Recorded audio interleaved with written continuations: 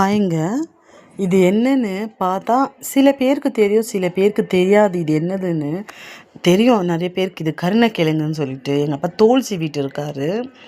பாருங்க இப்படி அவர் தோல் சீவி அழகாக இந்த மாதிரி கொடுத்துட்டாரு.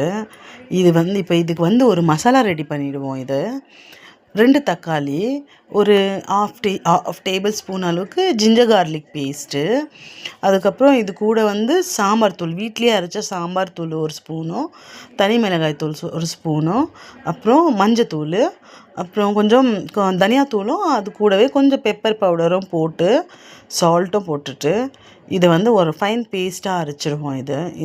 அந்த கருணக்கிழங்குக்கு தேவையான மசாலாவை இந்த மாதிரி அரைச்சி எடுத்துருவோங்க ஃபைன் பேஸ்ட்டாக.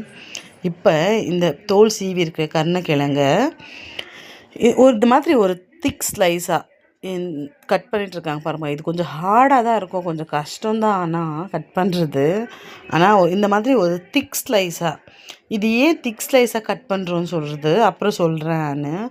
ஏன்னா இந்த மாதிரி பார்த்தீங்கன்னா தெரியும், நல்லாவே உங்களுக்கு திக்காக இருக்கும். அது ரொம்ப தின்னாக இது வேகாது அப்படிலாம் நினச்சி அப்படி போட்டுறாதீங்க. திக் ஸ்லைஸாக எதுக்குன்னா இதை நம்ம இந்த அரைச்சி வச்ச மசாலாவை போட்டு இதை குக்கரில் ஒரு தண்ணி எதுவுமே ஊற்றாமல் ஒரு விசில் வச்சு எடுத்துக்க போகிறோம். நம்ம ஒரே விசில் தாங்க. ஏன்னா இதை தவா ரோஸ்ட் தான் பண்ண போகிறோம். நம்ம இந்த மாதிரி பண்ணுறதுனால மசாலா நல்லாவே இதில் பிடிச்சிக்கும். அதனால் மட்டும்தான் நம்ம குக்கரில் ஒரு விசில் தான் வச்சு எடுத்துக்க போகிறோம். பாருங்கள், இது ஒரு விசிலுக்கு அப்புறம் எப்படி இருக்குதுன்னு சொல்லிட்டு பாருங்கள்.